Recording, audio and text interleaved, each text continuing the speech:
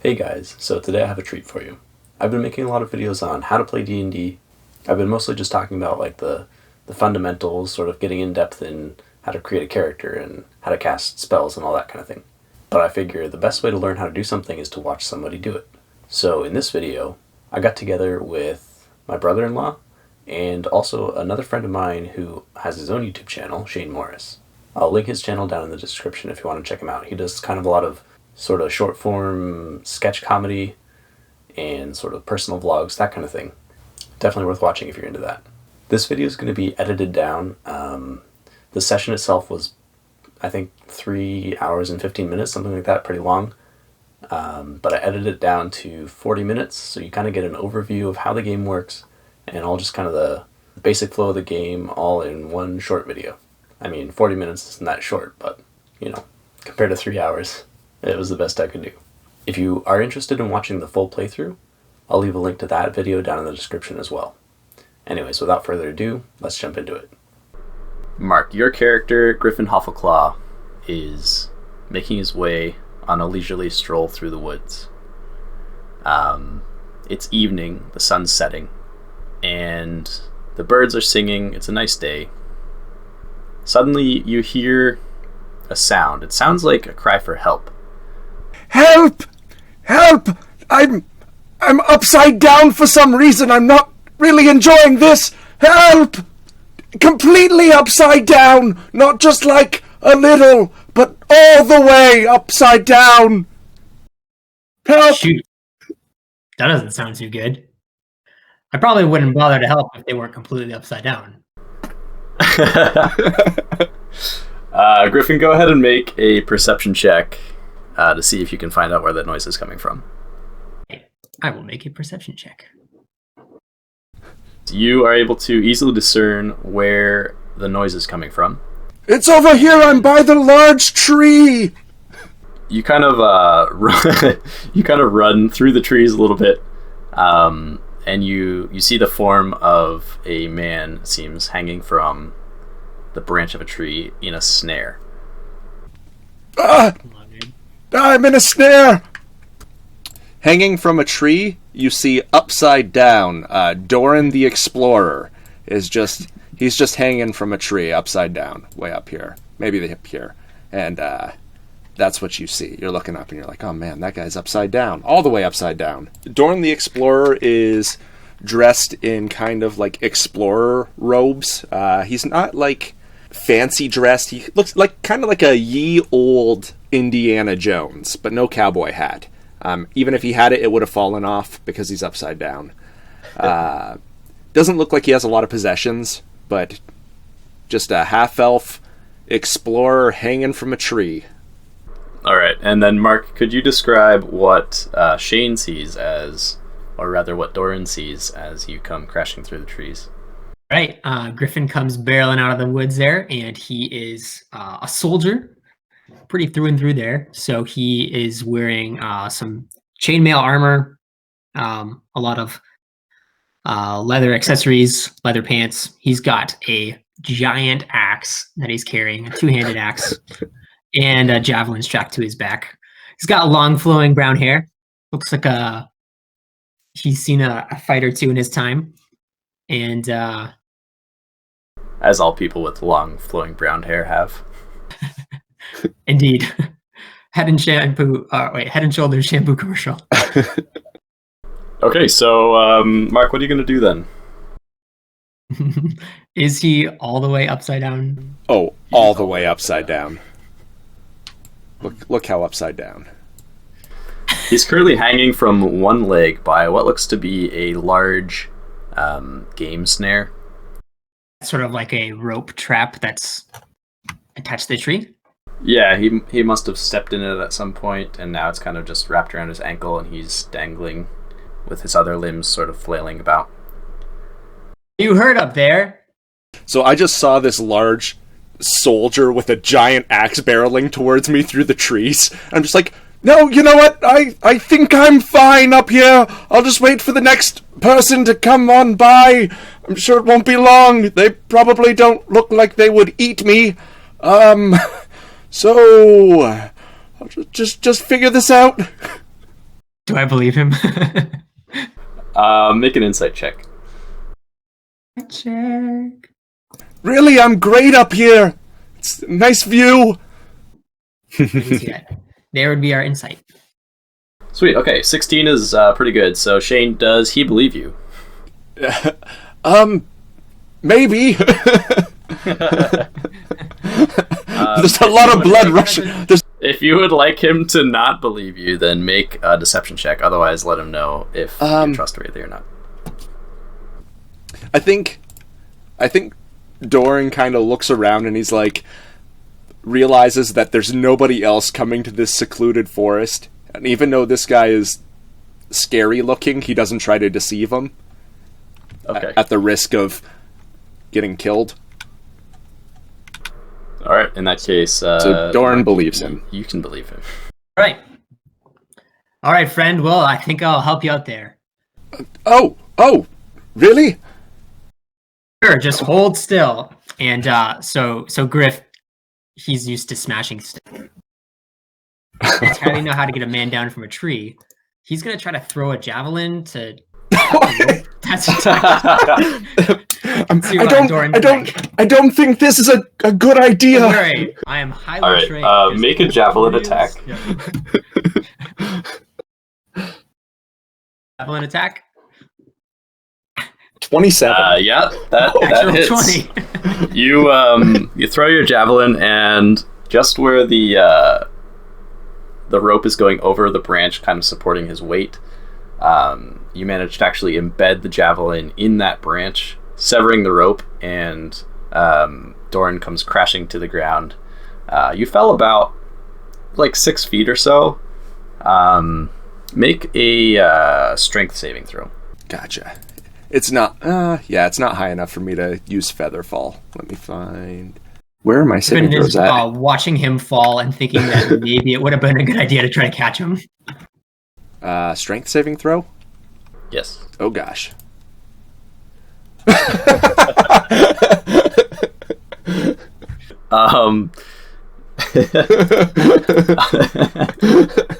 Let's do it this I got a 3 minus 1. Yeah, you probably should have tried to catch him. I probably should have used feather fall. You take 6 points of bludgeoning damage. Woo! It's me falling.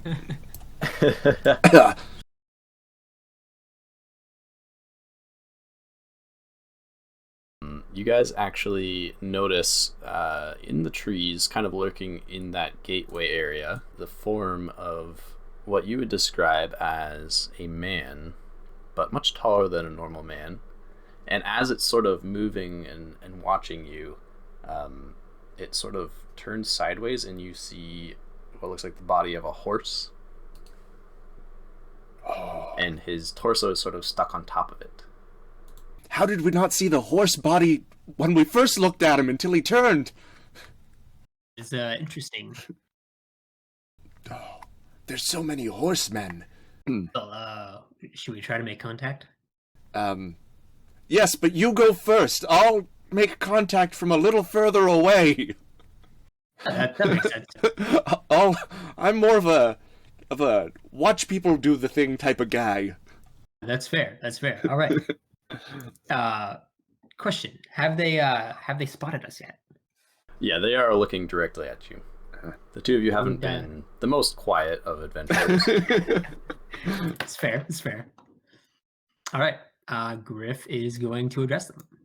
Greetings, fair creature. The creature kind of looks at you quizzically, as though it understands you're speaking to it, but it doesn't understand the language you're speaking. Mm-hmm. And then you hear it say in kind of a low, soft voice, something that you also don't understand. However, I believe Doran does. Doran, what languages do you speak? Common, Elvish, and Draconic.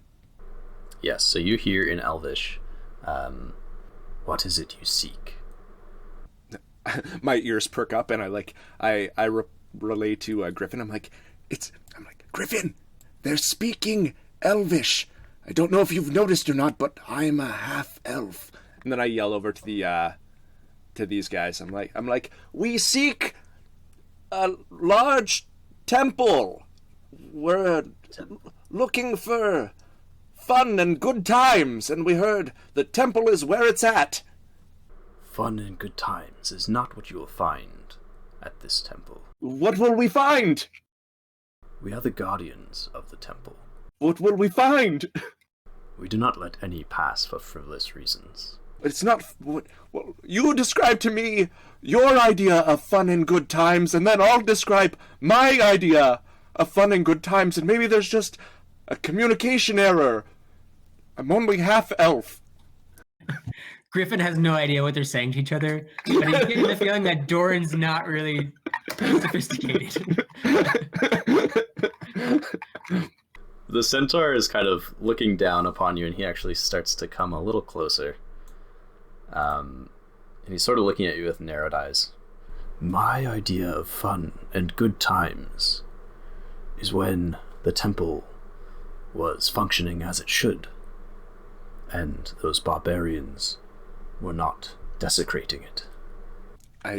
I move away from Griffin, and I move closer to this guy, and like almost like whisper to him. I'm like, hey, I also am not a fan of barbarians, and I whisper, I look over at Griffin because I still don't know if I trust him 100%. I'm like, I was sent here to restore the temple to its sacredness out of the hands of the barbarians. So here you find a small change of scenery. The trees are less green. They seem a little almost shriveled. The roots are blackened. And you see this sort of natural mixed with masonry outer sort of stonework surrounding this area. So can I move closer to the middle of the room and kind of just look around and see if there's any other entrances, exits to anything? Sure. Go ahead anything of note? Yeah, go ahead and make an investigation check. Investigation. 21. 21, that'll do it. So, kind of looking around, you are able to discern that there's almost a bit of a path in the greenery here, as though the grass and the foliage has been worn down by the tramping of feet over time. And you also see there seems to be sort of a cutout in the rock here. Let me get my selection back. So here, okay, yeah, you notice there's a bit of a cutout in the rock. Is that where the feet leads. The feet marks were? Yes, and then down here as well. This has what looks like initially, it looks like part of the stonework, but you realize that it is actually a door because of the path going right into it. It must be a door. Down here, however, there is no door. It just is an opening in the rock wall. Gotcha. And then this is the main, like, two big doors, or like stone doors. Gotcha. Yep. I guess I relay that information to Griffin. Okay. Griffin, this is what I saw. What do you think we should do? And at the same time, I ready myself and I cast my detect magic spell. So I'm going to pop that in the chat here. For the main stone doors, you don't notice anything magical. Gotcha. For the hidden door with the path going into it, you notice there's a faint aura of magic. And then down in the opening, there's no magical aura. Okay. I just relay everything I saw to Griffin. All right, sounds good. I mean, I'm a front door kind of guy, but if you want to go check out the magic door, I guess that's cool. Well, I'm not really sure. I'll follow your lead. If you want to take the front door, we can take the front door. Sounds good. Let's find out what happens up here. So you enter a room. On either side of the room are two. They look like statues with like a hood pulled over their heads and clawed hands folded in front of them. And then there's a fifth statue on a pedestal at the end, with, rather than its hands folded, are extended, holding a bowl filled with a red liquid. And then in front of that is a skeleton of what you would discern to be a humanoid, probably a man. His clothes have sort of rotted off. Seems he's been here for a while. And in one of his bony hands is a flask. I think we should take a look at that flask over there. And I walk, but like not right beside it, like kind of from a distance, kind of like looking like And is my detect magic picking anything up in here? It lasts for minutes. Yes. So. Oh, maybe. Yes. Your detect magic is showing you that the statue holding the bowl is giving off an aura of magic. Actually, you know what? The statue itself is not giving off the aura. It's the bowl that it's holding. Gotcha. Yeah, and the aura that it's giving off is the same as the magic over that here you found on the outside. Yes. Gotcha. As well as the flask in the skeleton's hand is giving off a magical aura. Oh. I move close and I look at the vial itself just to see if there's any like writing on it or if it looks like poison or anything about like that. Okay, make an investigation check. Investigation. 19. Okay, I'd also like you to make an Arcana check. 6. Okay. So with your investigation, you notice that not only does the flask have what appears to be a holy symbol on it, you are unable to place what the symbol is or where it's from because of your poor Arcana roll. But Gotcha. Yeah, you do notice that there is what you would guess is a holy symbol. Gotcha. You also notice that behind the statue on the wall, there is, it seems like a rune or something carved into the wall. It looks like a sideways T. Hey Griffin, check out this sideways T. Sideways T's before. It's the first sideways T I've ever seen. I against my better judgment, I pick up the vial.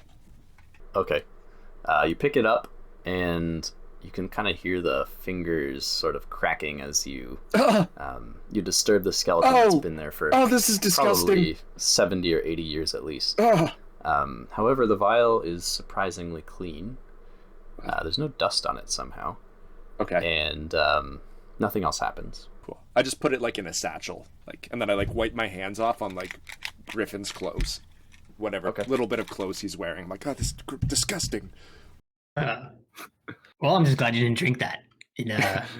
So maybe it's looking too great for the last guy. Well, he died. Let's find out what's in the next room. All right, so you guys make your way down the hall.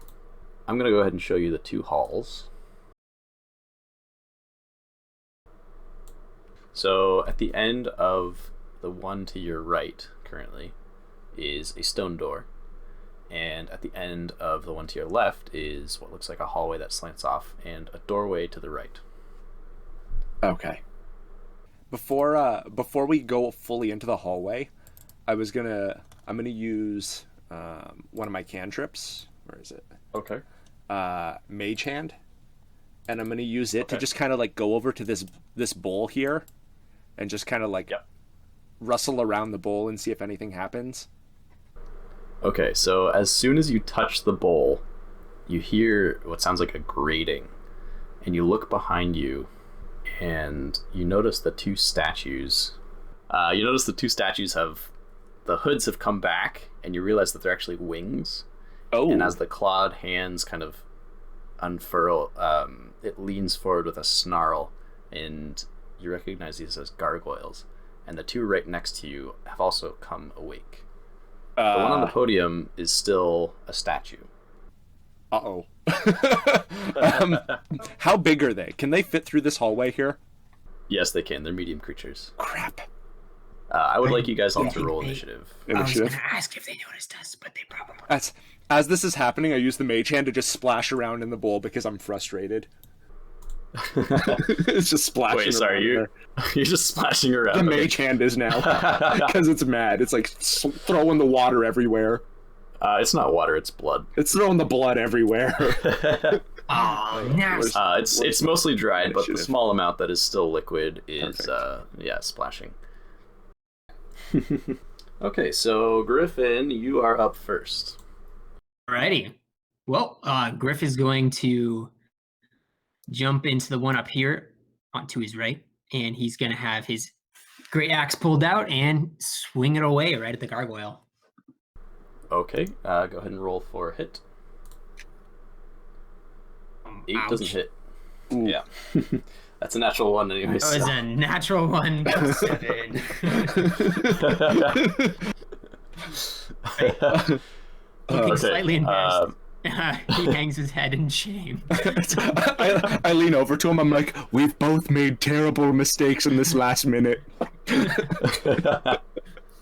So this one's going to go ahead and use both of its attacks on Griffin.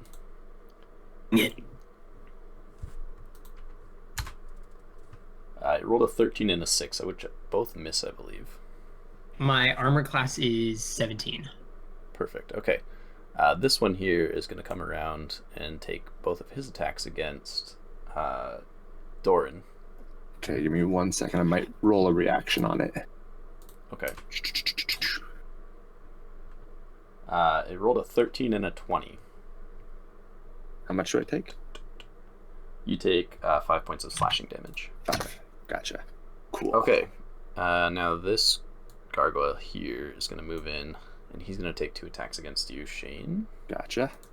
That's an 18 and a 16, so you take Uh, 7 points of piercing. I will use my reaction to cast shield, Okay. which gives me an Um, extra 5 AC. Brings my AC to 20. Okay, so neither of them hit then. And then this guy's going to go ahead and take his attacks against Griffin. One of them was a crit. The other one was a 12, so you take 14 points of piercing damage. Oh, things are not looking good. Good to know. All right, Doran, you're up. Okay, I'm going to use one of my sorcery points to use my metamagic ability for twin spell. Here, let me Okay. put that in the chat, which lets me use a attack against 2 targets if it's a single target spell. And I'm going to firebolt the 2 this guy and this guy. Okay. So and then the second one is a 13.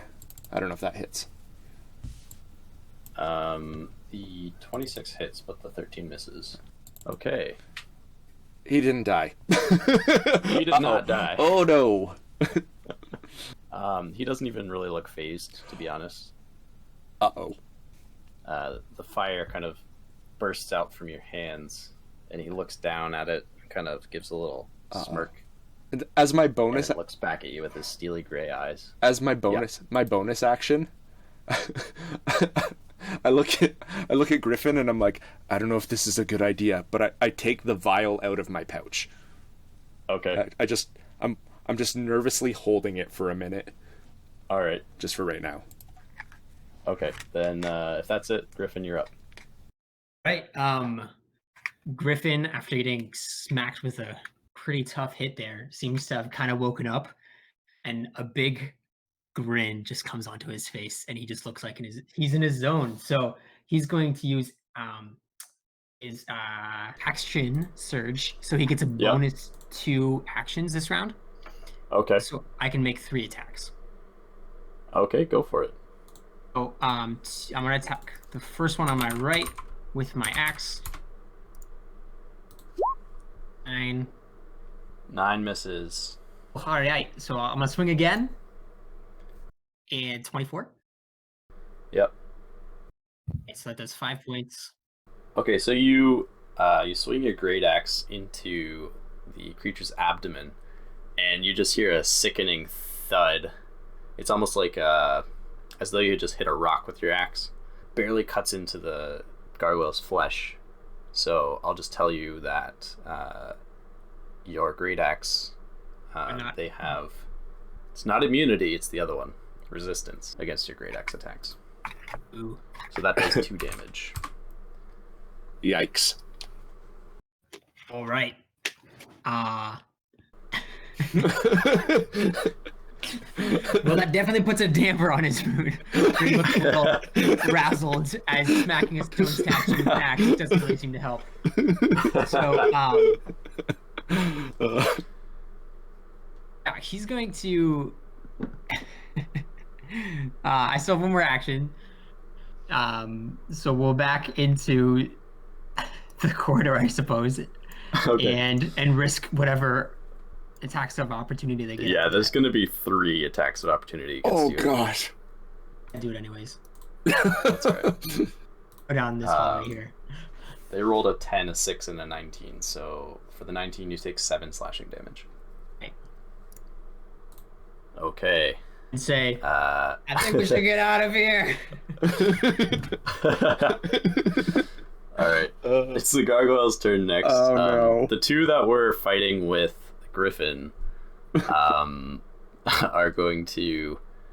the one actually that's still on his stand kind of looks at him and then doesn't move after him. And the other one moves in towards Doran. Oh. It had one natural 1. Perfect. You had a 23. Okay. A 21. Okay. A 16. Okay. And a 13 and a 6. So the 23 and the 21 and the 16, I believe, all hit. In total, you take 6 points of slashing damage and 3 points of piercing damage. And that's the end of their turn. What would you like to do, Doran? So before I do my move action, it's probably just like a bonus action. Right. I take the lid off the vial and I just kind of sprinkle some on the gargoyle in front of me. Okay. Does anything happen? Nothing happens. Then I run over here by Griffin. Okay, so I'm assuming you took the disengage action before you ran. Yeah, that'll be my action. Will be disengage. Okay, that's fine. Then there's no opportunity attacks. I'll actually go there. Kind of looking back behind you as you run, you see the gargoyles turn and begin to go back to their podiums. It seems that they are here to protect this room. that was really bad. I hurt. Yeah. Next time, if we're gonna fight something, let's fight something that's not made of stone. Because really, my axe doesn't do too much against those guys. Yeah. Fire didn't seem to do much either. It's more of a flesh thing.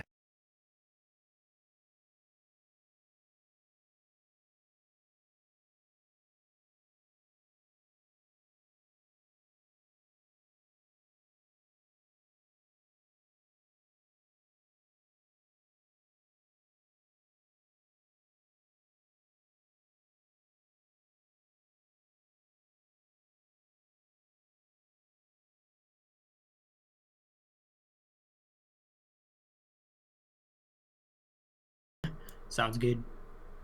Let's Doran, maybe we should try to play nice with the snake before we smash it. Oh yeah, that's it seems not really our style, but sure. Why not? Well, I mean, we'll give him a fair chance. Yeah. Blow him up. Oh yeah, that's good. I like that. We're going to slowly approach our serpentine friend here. Griff! Oh. I blow this door up.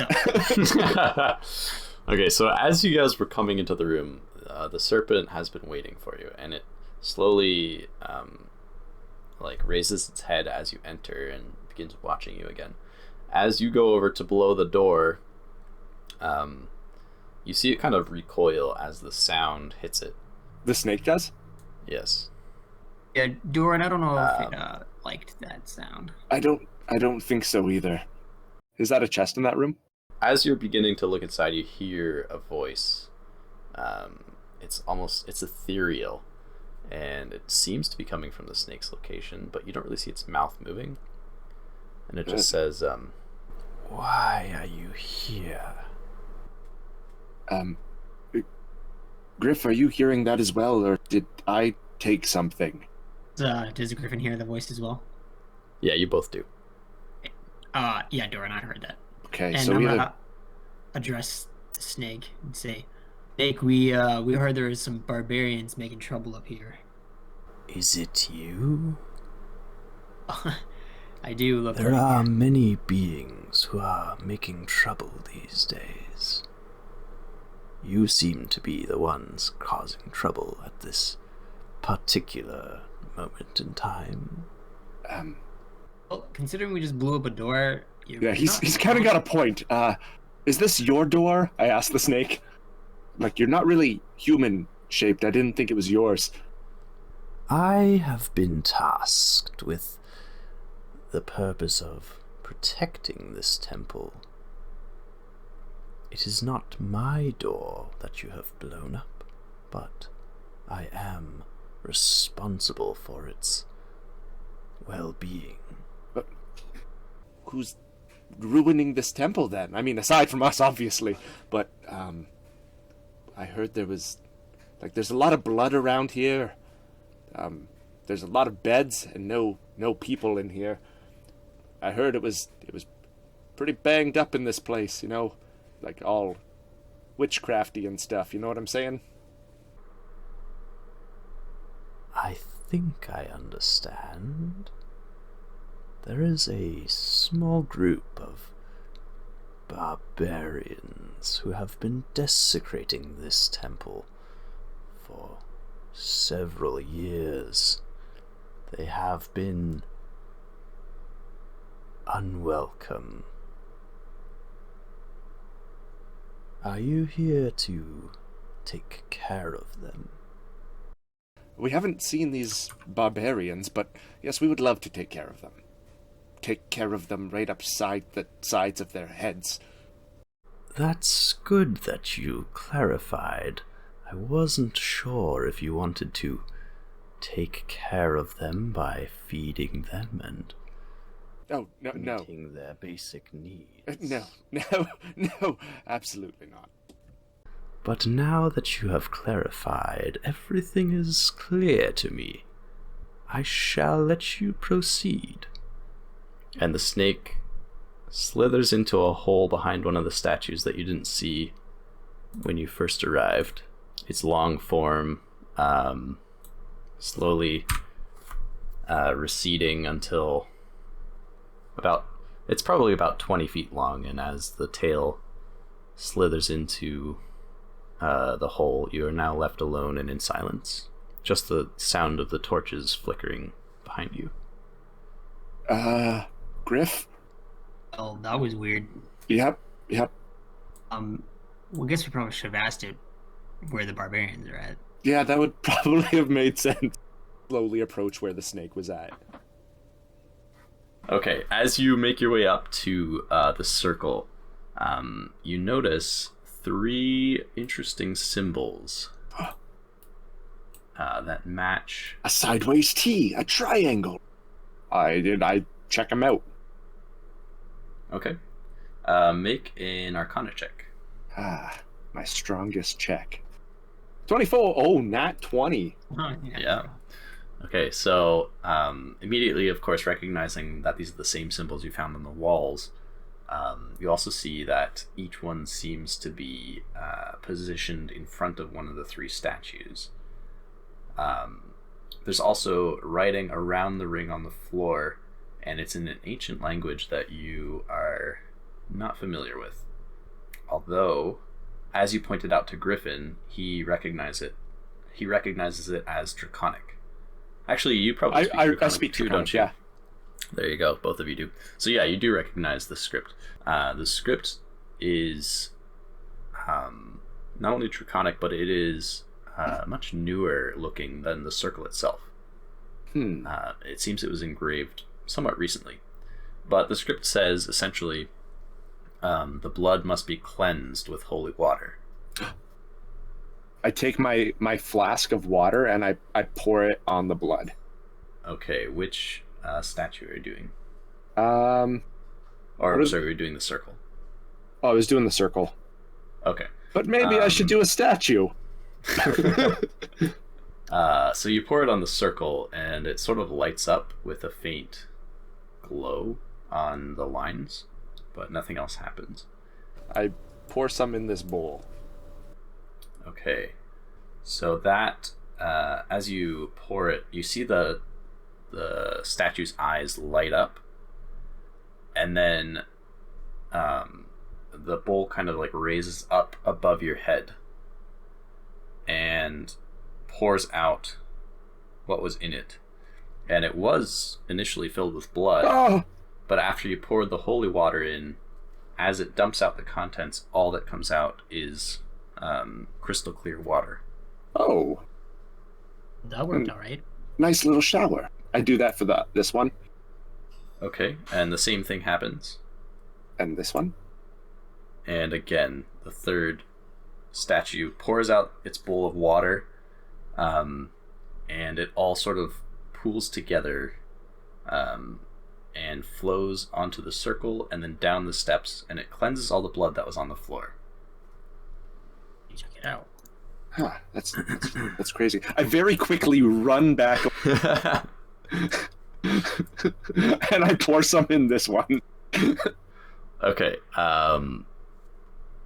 The feeling of magical energy that was around this bowl, you feel it almost dissipate. The statue does the same thing. It pours the water out of the bowl, and you kind of hear like a crackling sound. Looking at one of the gargoyles, you see cracks begin to form in its form.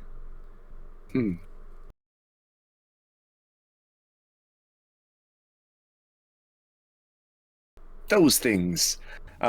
As we're leaving, I like try to throw together like a rudimentary sign that says "No barbarians" and put it on the ground here. Like, Okay. barbarians not welcome. If you're a barbarian and you come in here, you're dumb. So, just like All right. insult Roll a. It's not a standard check. Roll an intimidation check. An intimidation. I got +4 to that. 17.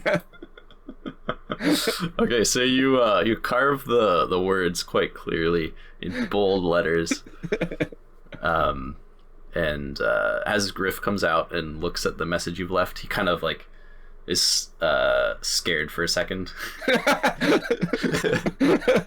Dude, did you write that? That's terrifying. It'll keep those barbarians away. Once and for all.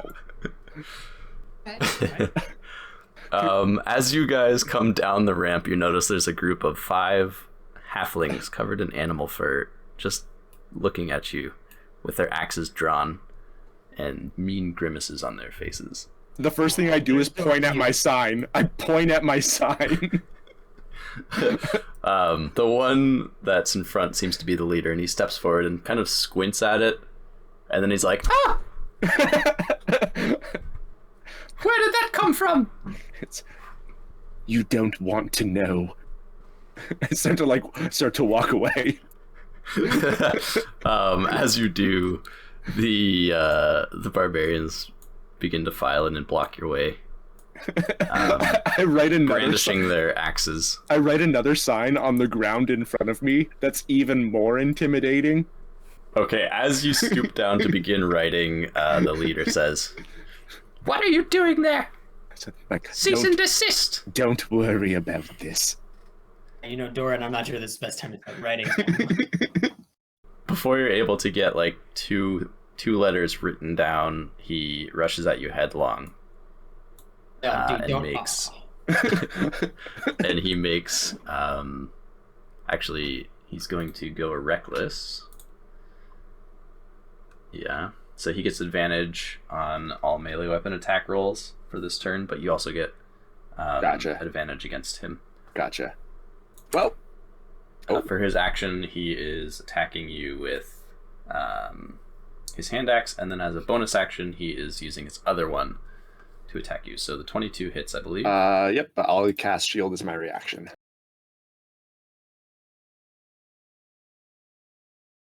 Then I'm going to use one of my sorcery points to use Quicken spell, which lets me use one of my spells as a bonus action. And I'm going to use the bonus action as Gust of Wind against those other guys. So let me send that to you. Okay. That one is a line of strong wind, 60 feet long and 10 feet wide. Blast from you in a direction you choose. 60 feet by 10 feet. So you can go ahead and position that wherever you'd like. I'll leave that template there then, but I'm actually going to move that to the map layer just so that it's not interfering with. So, strength saving throw, yeah. Your DC is higher than 12, isn't it? For my spellcasting? Because they all failed it if it is. 15. Yeah, okay, so they all failed. So they all move 15 feet away. Something like that. There we go. If I'm not mistaken, Griffin, you would get an opportunity attack because the guy is going out of your melee attack range. I don't think Doran would get it in this case. No, I don't casting think a so. spell. I'm literally casting a spell. Yeah, Griffin, you can go ahead and roll an opportunity attack. With advantage? Not with advantage. All right. 16 hits, so 10 bludgeoning damage. As the spell pushes this guy away, you like you send your flail at his head, and his head just like bursts like a watermelon. Oh man, That's I made someone else amazing. blow up. That's kind of our thing. All right.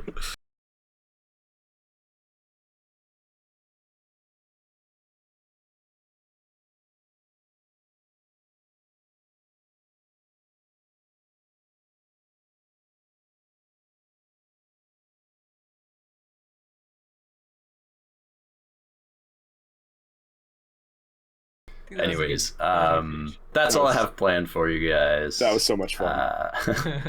There was wild. an insane amount of overpowered treasure to find in that small dungeon. But as soon as we started finding all that stuff and blowing everything up, so much fun. I was like, wow, there's so much healing potion. That's awesome. That's awesome.